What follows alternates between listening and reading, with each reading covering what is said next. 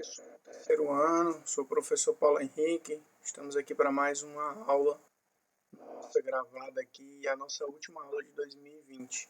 Então, como eu tinha falado no nosso último encontro, houve aí uma pequena alteração, né, no nosso roteiro. Essa aula era para ter sido colocada antes da anterior, mas nada que impeça a gente aqui de tomar nota do que foi feito aqui, né? Então, esse assunto de hoje é um assunto que a gente começou lá atrás, falando sobre alimentação, e a gente vai retomar, né, ele hoje com uma aula mais voltada para a gente estabelecer tirar, né, algumas dúvidas com relação à alimentação saudável. Então, por isso, nossos objetivos de hoje são estabelecer os critérios realmente de uma alimentação saudável e discutir alguns mitos e verdades acerca da alimentação que estão por aí, né, principalmente na internet. Muitos de vocês acreditam ser verdade ou algumas coisas que vocês duvidam, né, que realmente tenham veracidade e que elas realmente acontecem. Então a gente vai comentar isso, vamos aproveitar esse espaço para discutir um pouco sobre esse assunto que é tão, posso dizer para vocês, sem dúvida tão presente no nosso dia a dia, né? Principalmente nos últimos tempos. Muita gente, né, tem a ideia de que tomar algumas providências, né, com relação a não comer à noite, né, cortar do cardápio carboidratos, ficar em jejum por muito tempo, né, ou antes de fazer exercícios físicos, são alguns conselhos importantes, né, que vocês vão ter vendo tanto de amigos e familiares como também na própria mídia, né, nas redes sociais e por aí vai, estabelecendo isso como sendo medidas adequadas para perder peso, né, para se alimentar bem, coisas do tipo. Pode ser até que uma outra medida dessa que você tome, ela surta algum efeito positivo no início, né? Mas a gente tem como meta aqui esclarecer essas situações e dizer para vocês que essas medidas aí citadas, elas não combinam em nada com a ideia de um emagrecimento saudável, se for o caso de perder peso, muito menos de uma alimentação saudável, né? Então a nossa ideia aqui é passar realmente a verdade sobre isso, o que é que eu posso o que é que vocês podem fazer, que atitudes e que medidas vocês podem fazer nesse sentido. Para que a gente possa dinamizar o nosso encontro, eu estabeleci 7 mitos para vocês trabalharem, né? Vocês lerem na atividade e para a gente trabalhar e comentar aqui. 7 mitos que são muito falados, coisas que são muito discutidas e debatidas dentro da educação física e desses conceitos de alimentação, que a gente vai trabalhar em cima desses exemplos a partir de agora, tá bom? Mito número 1, tá aí na tela para vocês. O mito número 1 fala sobre aquela ideia, né, muito recorrente de as pessoas falarem que comer à noite engorda. Então muita gente exclui a alimentação noturna, né, para não engordar, né, achando, crendo na ideia de que isso ajudaria no emagrecimento. Deixar bem claro, pontuar isso de maneira bem enfática, que a qualidade e a quantidade dos alimentos é que são os fatores decisivos para o emagrecimento e para uma boa alimentação, não o horário. Não importa o horário que você come, mas sim a qualidade e a quantidade dos alimentos. Nós já falamos isso lá no nosso primeiro encontro. Dito isso, vale fazer algumas ressalvas. Não vale, por exemplo, comer tudo que vê pela frente e pular a refeição seguinte, né? Dependendo do que você consumir e o quanto você consumir, você poderá até ganhar peso nisso, né? Então também tem gente que costuma fazer esse tipo de atividade, ou seja, eu não como à noite, mas em compensação à tarde eu como muito, né? Como se eu fosse estocar essa comida. Também não tem nenhum benefício, mesmo levar ao ganho de peso, não ao emagrecimento, nem muito menos a uma alimentação saudável. Uma outra ressalva que deve ser feita nesse sentido, sobre esse mito aí, que eu acho importante que vocês não esqueçam, é que, e também não cause uma interpretação ruim de vocês, é usar a lógica de que, assim, nosso corpo à noite, falando desse horário especificamente, ele se programa para o descanso. Então é como se fosse uma máquina programada. Ao cair da noite, nosso sistema, nosso metabolismo, né, o conjunto de reações químicas que mantém o nosso corpo funcionando, produzindo energia, ele pede um descanso, pede um repouso. E obviamente que essa velocidade ela cai à noite. Portanto, comer muito, e principalmente alimentos pesados à noite, pode ter um sintoma ruim, né, que é a má digestão. Né? Então, o processo digestivo ele é longo, né, ele acontece em etapas, vocês já estudaram isso em biologia, e, consequentemente, o seu corpo, ao estar cansado, precisando de descanso, ele não vai fazer esse processo de maneira adequada. Logicamente, a absorção dos nutrientes necessários para o bom funcionamento do organismo não será feita de maneira adequada. E isso é um prejuízo para uma boa alimentação, para uma boa nutrição. Então fica essa ressalva de que comer, não é porque eu estou dizendo que comer à noite não tem evidência de que engorde mais do que comer de dia, que você vai comer demais à noite, porque tem essa questão da má digestão também, tá certo? Então associe-se a isso esse fator. O que muitas vezes as pessoas associam a engordar quando come à noite é o fato o comer por compulsão, né? Aquele ataque à geladeira durante a noite ou a madrugada, que geralmente as pessoas que têm compulsão alimentar, elas fazem. Então, nesse caso, não engorda porque é à noite, é porque esse episódio acontece normalmente à noite. Espero que tenha ficado claro esse primeiro mito que a gente está trazendo para desvendar aqui para vocês. O segundo mito está na tela, ele diz o seguinte: para emagrecer é preciso cortar os carboidratos da alimentação. Quem nunca ouviu aqui, nesses perfis aí da internet, a história de uma dieta low carb, né, como chamam, que é baixo teor de carboidratos, ou até mesmo algumas que propõem radicalmente o corte dos carboidratos. Vale lembrar que a gente aprendeu, vocês também aprendem em biologia, os carboidratos, né, eles são fundamentais para a nossa saúde porque são a principal fonte de energia do corpo. Então, eles só vão prejudicar o emagrecimento, a manutenção do peso de uma pessoa, quando eles são ingeridos em grandes quantidades, né, em excesso. Se a ingestão de carboidratos for feita de maneira correta, né, balanceada, com a escolha correta deles, isso não tem problema nenhum, eles fazem parte dessa ideia de alimentação saudável. Né? Então nós não devemos cortá-lo do cardápio.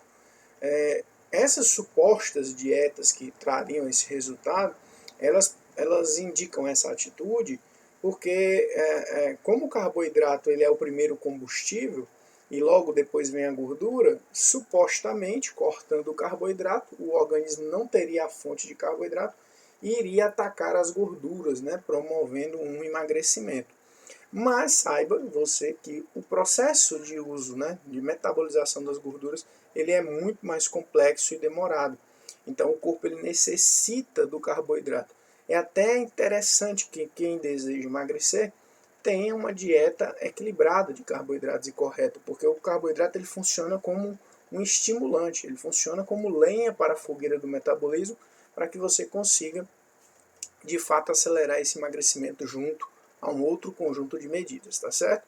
Então, cortar carboidratos da dieta não emagrece, pelo contrário, pode trazer prejuízo na sua nutrição. Então, muito cuidado com essas dietas radicais que são colocadas por aí, tá bom? Terceiro mito que nós temos hoje, que também é muito famoso, né? Trata da água.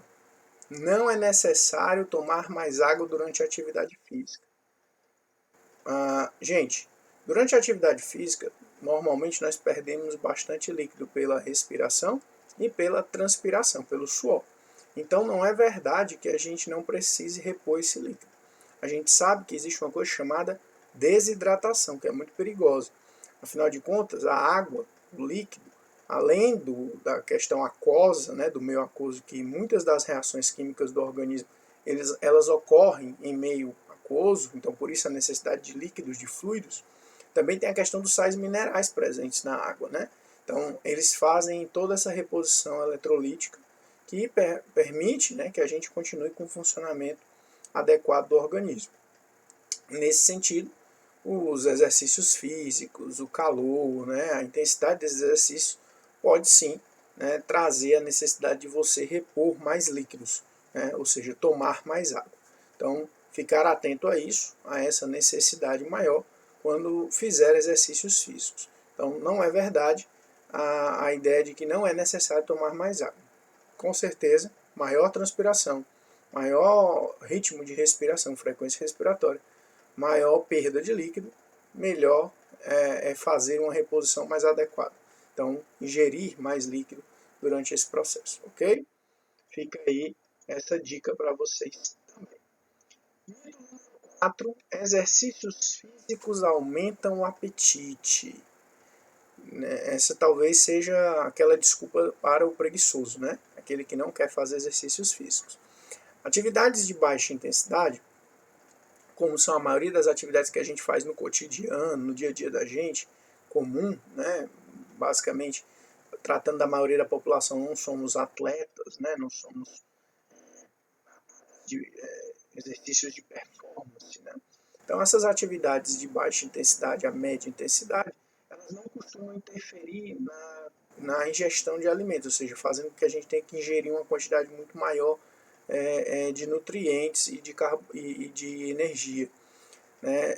Muito que acontece para que ocorra esse mito é a ideia de que a gente condiciona muito o exercício a um desafio emocional, né? de perspectiva emocional, e a gente condiciona isso a buscar algum tipo de recompensa. Então, se eu fiz o exercício, gastei calorias, me doei ali, suei bastante, então eu tenho direito a comer um pedaço de bolo de chocolate, uma fatia de pizza, um copo de refrigerante.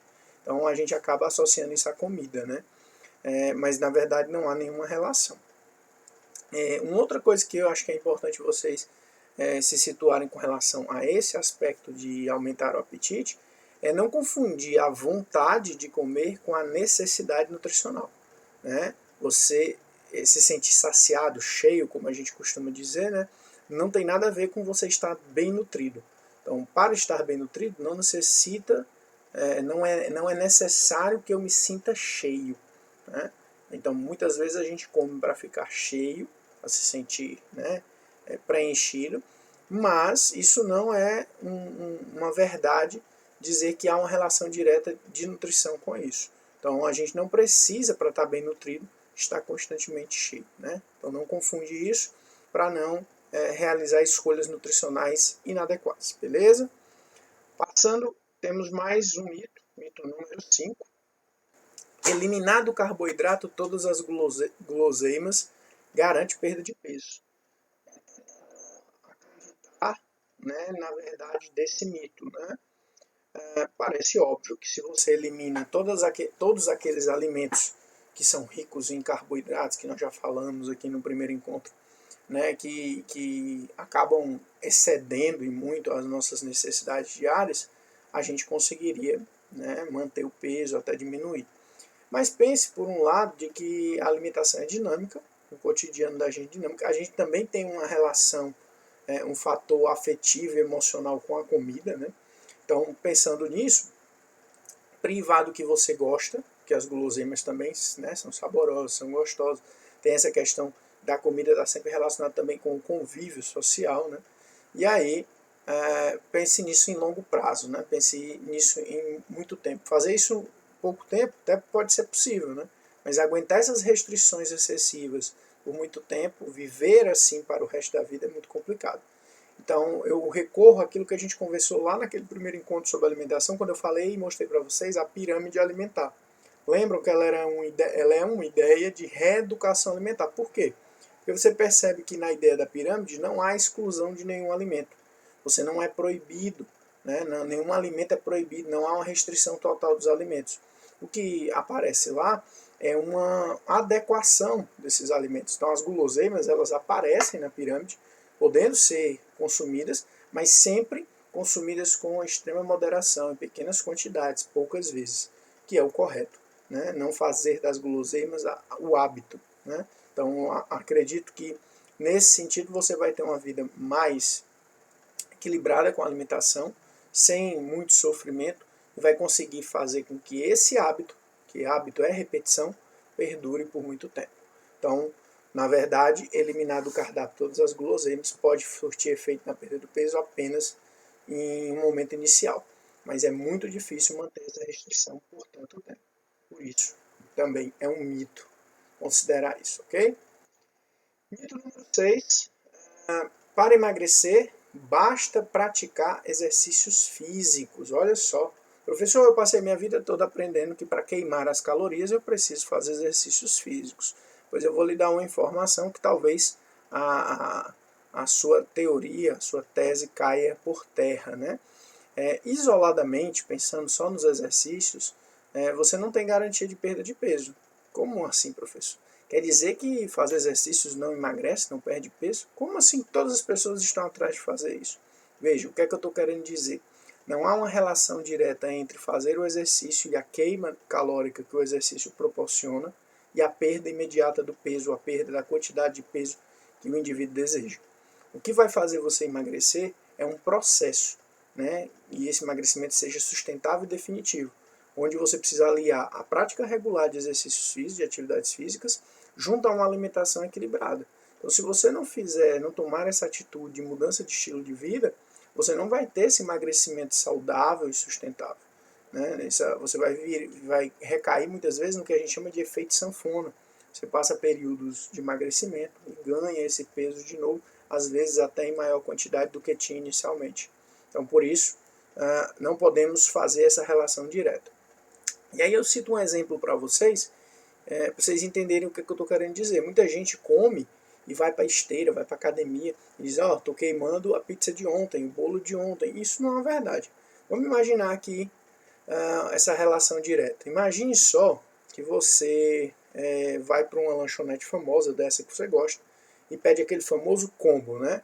Refrigerante, batata frita e um sanduíche. Por baixo, um combo desse aí, tamanho normal, né? Porque existem os tamanho extra grandes, né, vai chegar no patamar aí próximo de 1.000 calorias ou mais, né? Então você vai estar numa refeição só ingerindo essa quantidade toda de calorias. Lembre-se que você não faz só uma refeição no dia, né? Então a gente está falando de uma refeição só.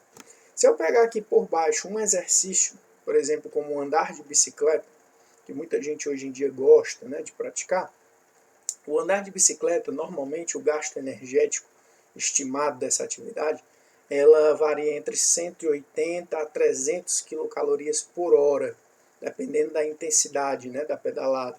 Se você pedala mais rápido, num ritmo mais acelerado, num ritmo mais lento. Então, vamos usar aqui que você pedale no ritmo lento, né, só passeando, mais básico, 180 quilocalorias por hora. Para você queimar essas 1.000 calorias de maneira direta, um pelo outro, você precisaria de mais de 5 horas pedalando só para essa refeição. Só para bater essa refeição desse combo. Veja, o dia tem 24 horas. Se você define 5 horas, mais de 5 horas só para pedalar, para poder queimar o combo, com as outras refeições você nem fazer mais nada da vida. Comer e pedalar. Comer e fazer exercícios, na verdade. Então, por isso não há essa relação direta, né? As pessoas pensam nesse sentido, mas não tem. E, professor, então como é que o exercício age ajudando o meu emagrecimento? O exercício, além da queima direta na hora do exercício, a recuperação do exercício, quem pratica regularmente, alimenta, né, um acréscimo nesse metabolismo, ou seja, tem um metabolismo mais acelerado, o que faz com que você consiga, mantendo o corpo em atividade, consumir mais calorias, necessitar de mais calorias. Mantendo a alimentação dentro do padrão normal, vai haver um déficit, né, uma dívida de calorias, que o corpo vai buscar nas reservas existentes. E isso é que vai dar o processo de emagrecimento lento, gradual e sustentável, até que você chegue no peso, que é o peso adequado para você. Certo? Então, essa é a resposta para esse mito. Temos um último mito para tratar hoje, que também é bem legal, que é o mito 7. Variar o cardápio prejudica o emagrecimento. Então, você só consegue emagrecer se você manter sempre aquele mesmo cardápio. Comer sempre aquele frango com batata doce, né? Coisas desse tipo. Na verdade, isso não é correto. Imagina só, todo dia comer a mesma coisa. Você vai acabar criando, fazendo da sua alimentação um grande sofrimento, não é verdade? E não é a ideia da relação da gente com a alimentação não é de ser algo ruim ou de sofrimento, mas sim de algo que seja prazeroso, que seja uma relação boa, né? Então, pode ser que no começo você consiga seguir esse cardápio, mas com certeza com o tempo você vai enjoar, vai se tornar difícil, né, de continuar. Por isso, é interessante que você busque substituições de alimentos, variações de alimentos que tenham o mesmo teor energético e nutricional uns dos outros e que possam te dar um sabor, um paladar diferente na alimentação. Isso é que vai ajudar você a encaminhar um emagrecimento saudável e sustentável, né? Por isso, diversifique as fontes de nutrientes sempre levando em consideração o mesmo teor nutricional e calórico dos alimentos que você está trocando, tá certo? Se você mantiver isso, você vai se manter dentro da sua dieta corretamente e vai provar de sabores diferentes, tornando a alimentação algo dinâmico e prazeroso, que é o que interessa, tá bom? Feito isso, gente, encerramos o de hoje. Espero ter contribuído para que vocês possam entender um pouquinho melhor do que é esse conceito de alimentação saudável, de que é um processo, é algo amplo, né? Não são intervenções pontuais que vão fazer com que a gente tenha uma boa nutrição e consiga, principalmente, que é um dos grandes desejos e um mal que avança, né, na sociedade moderna, que é o aumento do peso, né, que tem consequências, inclusive, na nossa saúde. Agradeço pela atenção e faço um lembrete que está aí do lado, né? Além de agradecer pela atenção de vocês, queria lembrar que esse mesmo material está sendo enviado para vocês, né, o texto com essas passagens mais aprofundadas, né, todos esses detalhes desses mitos que foram tratados aqui, e que no final tem uma atividade sobre esse tema que deve ser feita, realizada e enviada para mim, né, ou entregue na escola ao professor Arióstomo, tá certo? Então não deixe de fazer a atividade. As nossas aulas estão encerrando, a gente está em final de ano letivo e para que você possa ser avaliado e fechar, né, com chave de ouro 2020, é preciso que você entregue suas atividades. Então procure entrar em contato, quem ainda está devendo, procure fazer, né, e tenham aí um ótimo final de ano letivo e a gente se encontra na próxima. Valeu, até mais.